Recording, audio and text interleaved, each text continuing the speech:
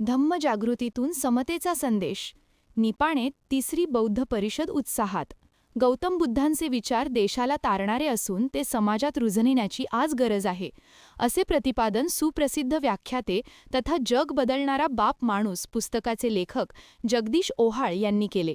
भारतीय बौद्ध महासभा निपाणी व डॉक्टर बाबासाहेब आंबेडकर शताब्दी महोत्सव समिती यांच्या संयुक्त विद्यमाने मराठा मंडळ सांस्कृतिक भवन येथे आयोजित तिसऱ्या बौद्ध धम्म परिषदेत ते बोलत होते. अध्यक्षस्थानी उत्तर कर्नाटकचे मनोहर मोरे होते. प्रारंभी मान्यवरांच्या हस्ते दीपप्रज्वलन करून गौतम बुद्ध व डॉक्टर बाबासाहेब आंबेडकर यांच्या प्रतिमेचे पूजन करण्यात आले. त्यानंतर जाती व्यवस्थेची उतरंड दर्शवणारे मडके फोडून परिषदेचे उद्घाटन करण्यात आले. ओहाळ पुढे म्हणाले, बुद्धांच्या 22 प्रतिज्ञा समजून घेतल्यास मानव प्रगतीच्या दिशेने वाटचाल करेल आणि अंधश्रद्धा व रूढी परंपरांतून मुक्त होईल, असे सांगितले. 21व्या शतकामध्ये लोकशाही भारतात आम्हाला जगण्यात दिसतं आणि ते कार्य जगण्यात दिसावं यासाठी त्या महामानवाने आपलं उभं आयुष्य वेचलं. म्हणून या सगळ्यांच्या कार्याला पूर्णत्व प्राप्त होऊन आज लोकशाहीत ते काम आम्हाला, त्यांचं नाव आम्हाला जिवंत दिसतं. याचं आम्हाला जाण भान आणि ज्ञान असलं पाहिजे आणि ते करून घेणं खऱ्या अर्थानं आमची सगळ्यांची जबाबदारी आहे.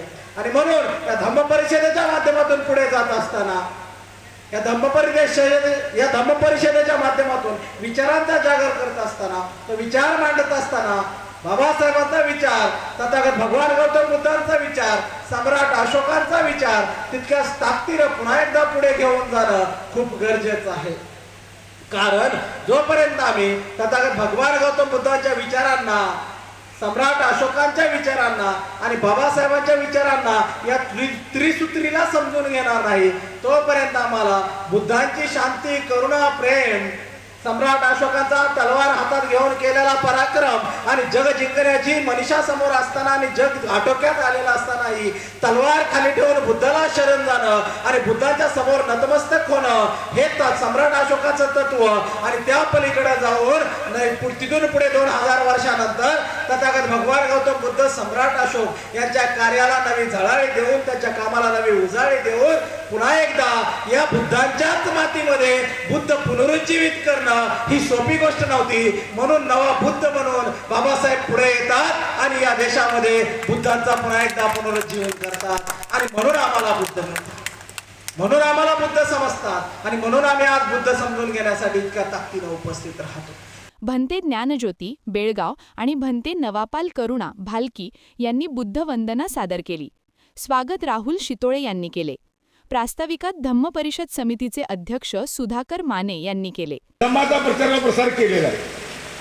तिसऱ्या अध्यक्षा मा उपासिका मीराताई आंबेडकर ह्या सुद्धा निपाणीमध्ये येऊन धम्माचा विचार प्रचार व प्रसार करून गेलेले आहेत. त्यानंतर चौथ्या अध्यक्ष डॉक्टर भीमराव आंबेडकर साहेब हे 9 मार्च 2025 रोजी ह्याच ठिकाणी ह्याच व्यासपीठावर धम्माचा विचारांनी प्रसार करून ते गेलेले. एवढे आंबेडकर कुटुंब, एवढे अध्यक्ष, संपूर्ण अध्यक्ष भारतीय बौद्ध महासभेचे निपाणीमध्ये येऊन गेले असल्यामुळं ह्या निपाणीला एक धम्मभूमी म्हणून बघितलं जाते. तर मित्रांनो, ही धम्म परिषद घेत असताना 1 महिनाभर ज्यांनी कष्ट घेतलं ते आमचे सन्मित्र निपाणी तालुक्याचे भारतीय बौद्ध महासभेचे तालुका अध्यक्ष अजित कांबळे सर, त्याचबरोबर आमचे मित्र जनार्दन मोहिते. भंते नवापाल भालकी यांनी धम्म म्हणजे आचरणातून घडणारे परिवर्तन असल्याचे स्पष्ट केले. विचारांचे पालन केल्यासच समाजात बदल शक्य आहे, असे त्यांनी सांगितले. विचाराप्रमाणे आम्ही त्याला फुलं ठेवतो, अगरबत्त्या लावतो, काय करतो, काय करतो. हे काय करायला लागलो? हे ॲक्च्युली या धम्माच्या विचाराला विसंगत आहे. म्हणून बाबासाहेबांनी 22 प्रतिज्ञेमध्ये एक प्रतिज्ञा दिली होती की मी बौद्ध धम्माच्या विसंगत असे कुठलेच कार्य करणार. पण आम्ही ऐकलो का? ती नाही ऐकलो.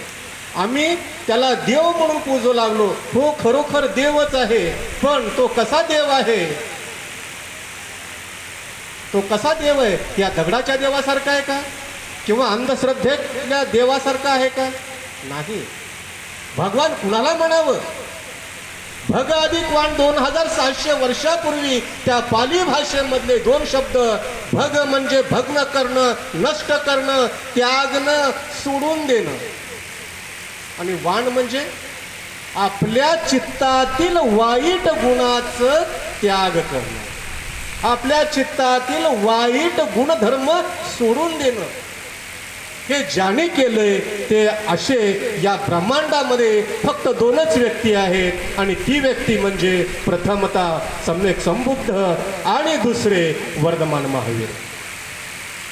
वर्धमान महावीर अरहंतापर्यंत गेले, पुढे गेले नाही, म्हणून ते तिथंच थांबले. पण सम्यक संबुद्ध अरहंताच्या पुढं पच्चक बुद्ध, सामणेर बुद्ध आणि मग सम्यक संबुद्ध.